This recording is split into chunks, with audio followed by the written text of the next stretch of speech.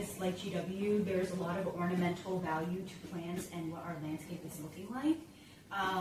So an issue is that there's a lot of ornamental planting and there's not enough like sustainable planting.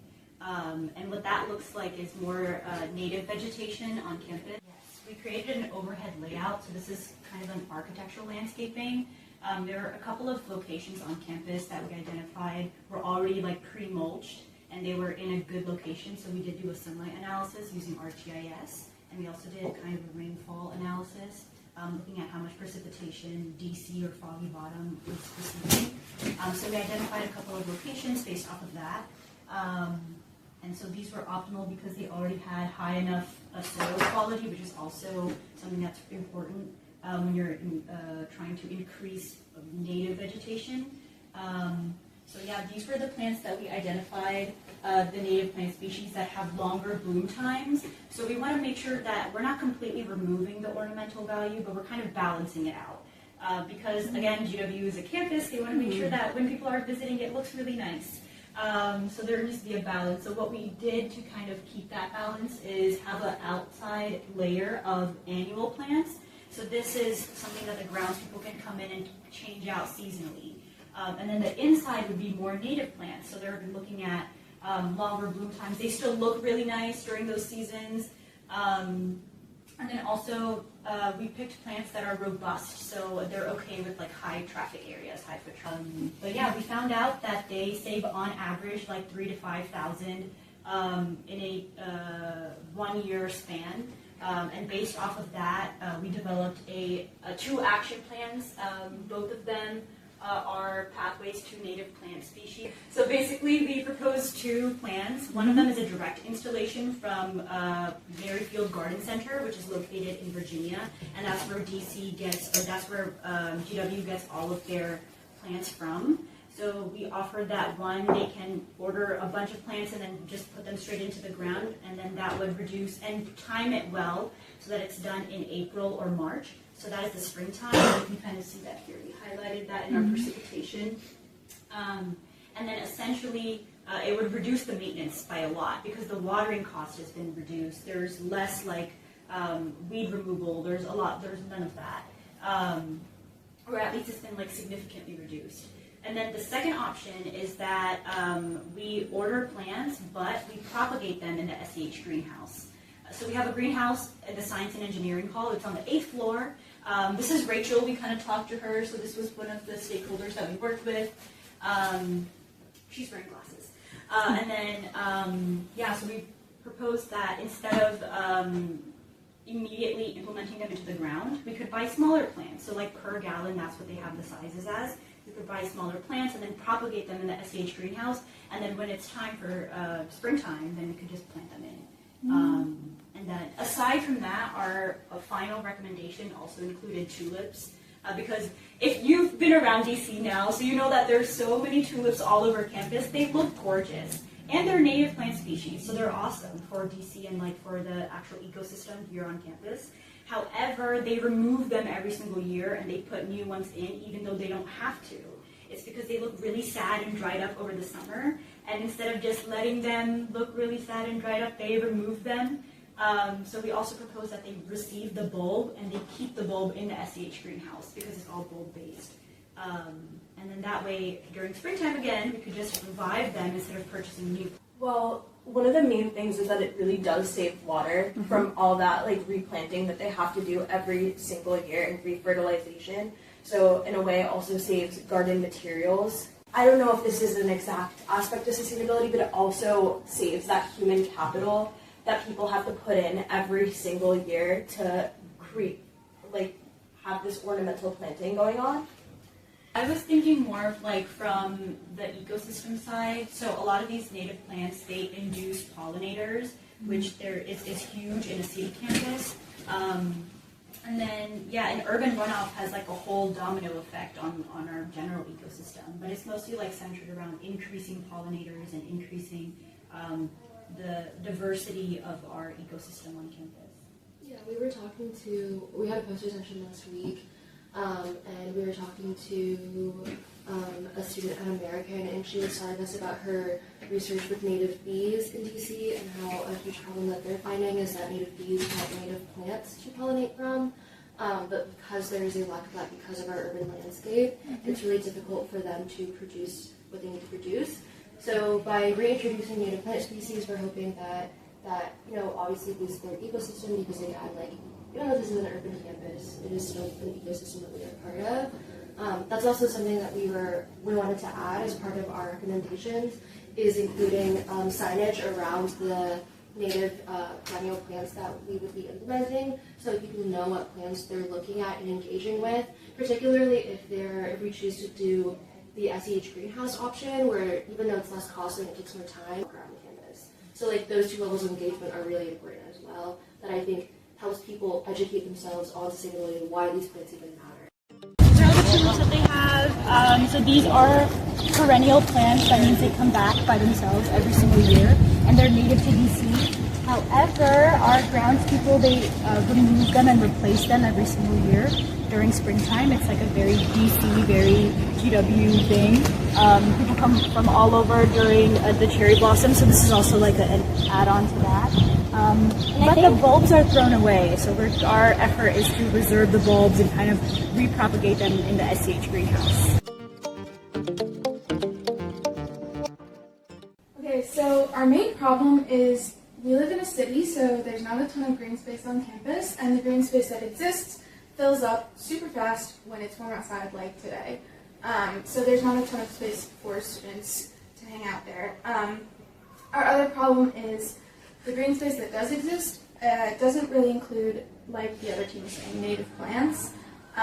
So we wanted to do something that would address both of those problems, so increasing sustainability on campus and biodiversity, while also giving students a place to relax after classes, maybe go out and eat lunch or do homework, really build a community space for students. So our solution for that was green roofs.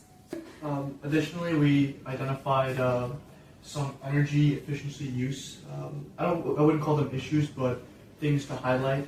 Things like implementing solar panels, solar lighting, solar heating. These are just a couple solutions or incentives for the school. GW prioritizes itself as a sustainable and equitable campus, so we thought might as well have a student-led initiative to promote that. And then GW already has some accessible roofs, but another thing that we identified was that people just think they're generally not an enjoyable space to be up. So you can kind of see this picture down here with this picture of the roof right now. It just has these gray pavers, it has this black fence, and then it also has a few dark gray Adirondack chairs that are falling apart. Not comfortable, so a lot of people, we had a focus group, people just said, Munson's rooftop is pretty ugly, so that tells me enough said about that. And then Munson itself is one of the older dorms on campus, so that's specifically why we think they would benefit partially the most from a green roof or just having more community space. Additionally, we recognized that it'd be pretty tough for the school to renovate an entire residential hall, but renovating one area where they cannot build more on top of it is the rooftop. So that is the most likely scenario. So we had a great opportunity to work with Anna's dad. She can talk more about it. He created a professional rendering for us. So Anna, if you want to talk more. Yeah, so my dad is an architect, and I was talking to him to get advice on how to actually design the rooftop, and he actually offered to design it for us, which was amazing. So we did some in our focus group, we asked what do people want to see up there. We got some great feedback, so picnic chairs, places for people to sit and talk or eat lunch. They wanted to see raised garden beds, places that provide shade, so umbrellas or a trellis. And then with that feedback, we came up with a preliminary sketch, and then my dad turned that into this rendering we have right here, which has solar lights, it has low top tables, high top seating, and then the most important part, I guess, is the raised garden beds. So this is kind of eventually we want to see fully integrated rooftops. So that means full green coverage, and then this rendering is kind of the halfway point between where we are now with the current like Munson rooftop versus like where we want to be with the fully integrated rooftops. And the reason we can't do the fully integrated rooftop right away is because it's extremely expensive and it takes a lot of time. So there are actually fully integrated rooftops on GW's campus already. The Science and Engineering Hall has one, and I believe the building next to Elliott has one, but they're not super accessible to students. They don't have any type of seating or shade, and students weren't really involved in like creating them or taking care of them. So that's another aspect of our project is like we want it to be very student focused and student led. So having them be there to do the actual planting, having them like do the maintenance for it, which as an added benefit would also keep costs low for the university. That's something we really want to see, and we've got a lot of positive feedback about that. So a lot of students are really interested in helping out with it. So yeah. I guess just to add on to that, yeah, we had a survey. Right now it's at 95 responses. So and there's two overwhelming majorities. One, that GW has rooftop spaces, but two, they do not do enough with it. Additionally, we did research and case studies into other universities and other urban areas. For example, Chicago is one of the cities with some of the most integrated rooftops. Or looking at Carnegie Mellon University, Columbia, and Columbia University, they have several fully integrated rooftops. So clearly, on urban campuses, it is possible. Yep. And then one of our other things that is very important is putting native species specifically on the roof. Like the other group mentioned, it would vastly increase biodiversity in DC, especially because GW itself doesn't really focus on planting native plants, but urban biodiversity is so important. Not only bees, but like every insect, migratory birds, birds that call us to be home. So we picked 3 different examples of species that we would want on the roof. Obviously, we could have more, but these are just some of the ones that we thought GW as a community would like, because they are bright colors, like a lot of the plants that are non-native that GW plants on the ground. And these ones would also be able to survive up on a place like a roof, which is pretty hot, has pretty direct sun. So we also have pledges from student organizations, which is really, really helpful. EGN, or Environmental Justice Action Network, has pledged to help us in maintaining these spaces. Additionally, partnerships with GW EcoReps, a sustainable organization on campus, has helped us to curate events and for future. And yeah, eventually we want to see green roofs on like all of GW's roofs. I think it would be an amazing way for the university to like promote sustainability. It helps keep energy costs low, which in the summer especially it's so hot here. Energy costs are so high for all these buildings. So I think that would be like a major like financial motivation for the university. It's also something that students just want. So there's a lot of excitement behind it, and we're also really excited about it. So yeah.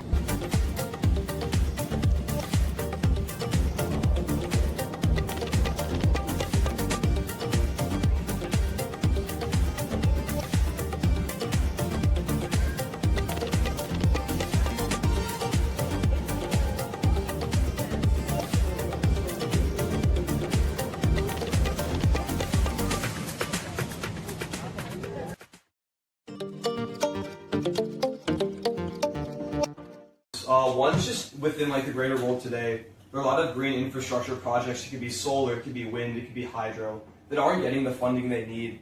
There are a lot of people out there who are afraid to invest their money into those different infrastructure projects because they're afraid they're not going to get an adequate return. And that's not really the reality of it. The second issue we saw was with GW's campus as a whole. Currently, there is no class that teaches sustainable finance on our campus. So we thought we'd loop those two problems together, educate students at GW, since we are the next generation going into the workforce, about this issue and teach them ways that they can sustainably invest their money into these green infrastructure projects to help fund sustainable infrastructure. As part of our project, we had to start drafting a syllabus as part of this proposed class. So we met with Professor John Ford, a finance professor at the university, to kind of go over our syllabus and help us out with that. So we broke it down into 5 different modules. The first module would be why it matters. We go over the basics of what is sustainable finance, what it entails, what are the challenges that are kind of faced today, and just kind of giving the background on the issue at root. Our module 2 would be investing with a purpose. We go over ESG, so it's environmental, social, and governance. A lot of these initiatives that companies should be putting in place to kind of focus on this issue. We'd also go over impact investing, smart portfolios. We throw in some examples of companies that are using that today, kind of what's going well and what's not. Then we move into module 3, so that's, we named it Money Meets the Mission. So that's more on like the different securities that are used to invest into it. So it'd be like green bonds, which are bonds that are dedicated solely towards green infrastructure projects, sustainable loans, corporate innovation, and go over the different securities and instruments that people can use to invest into those projects. Module 4, we call it Climate in the Balance. It would be going over carbon markets and different like policies throughout the world that are shaping global finance. This is really when we delve into case studies like we talked about down here. We go over green bonds, different ESG strategies used by different companies, and public-private partnerships, kind of getting at the root of, you know, what are the companies doing now? What are challenges that these companies are facing? What is going well for these companies? And we want the class to really be discussion-focused. So this is a perfect way to let students see, you know, just the facts behind it, what companies are doing, and form their own thoughts and opinions and have a discussion so they can see, you know, where are the challenges and what we can do to kind of address that. And then lastly, we finish off the project with Module 5, or the course of Module 5, which is going over greenwashing, getting to those real-world projects. Ending off the class, we'd have a capstone project where students would choose any development project that they're interested in. So a student could be really interested in solar. They'd write about a solar project and discuss how they'd use the sustainable financing tools that they learned throughout the class. So it would be green bonds, or the different securities that they learned, and how they would use that to finance their solar project. And then over here we have our survey. As part of like our meeting with Professor Orttung and like the university, in order to make this class become a reality, we need to express student interest in the course. So we can show this is something students are passionate about, something students are interested in. So we put our QR code here as we presented our poster, and we had it sent out to both sustainability students, students in the business school, you know, allowing them to put in their thoughts of stuff that they want to learn about and just express interest in this course. So our next course of action is just getting that sent out to the university, and hopefully this course can become a reality within the next few years. Sure.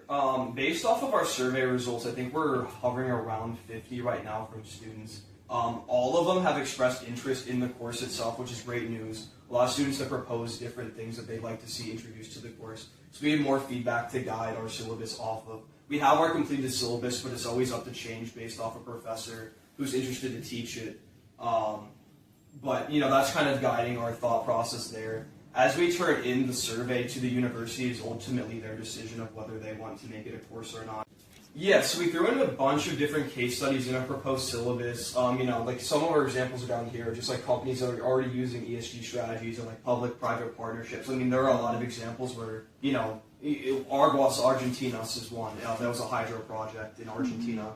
That was an example of, you know, where things started off great and then they kind of fell apart at the end. But there are a lot of examples of both like successful and not successful PPPs, which is why we kind of threw in there, you know, just allowing it to be more like discussion oriented, where students can see, you know, here's a good case, here's a bad one, kind of, you know, take from both of those and figure out like what makes a successful project. And then while we were doing our postering, a faculty member of the university suggested that we try to partner up with the university's endowment fund and look at what they're investing in and allow students to look at that so they can kind of see what the university's investing in and see, like kind of evaluate it if it is sustainably oriented in finance. I don't know if the university would be willing to allow us to look into their endowment, but we'll take that thought into suggestion and see if that's something they'd be open to. Like something that definitely, you know, is a challenge, especially in the U.S. There's not a lot of clear regulation and like taxonomies dedicated to like what makes something sustainable, what is ESG. It's kind of open it up in the air, and that's what allows for a lot of greenwashing, which is why we put that in one of our modules, just showing that, you know, because it's very vague terminology, companies can kind of twist it and make it seem like they're doing more than they can. So it's something we're trying to cover. You know, we get into taxonomies a little bit throughout the course, looking at both like what the U.S. is doing and different other countries who maybe have like stricter regulations to kind of compare and contrast what maybe the U.S. can do better. I think that's what's great about our syllabus is it's very adaptable. Like you said, you know, things are always changing. That's why we throw in a lot of case studies there and make it very like discussion oriented. so that students can, get those examples, and it will change throughout time. As the years go by, they can always change what case studies are being used, what topics are being discussed as things are currently changing. We're in the midst of it right now.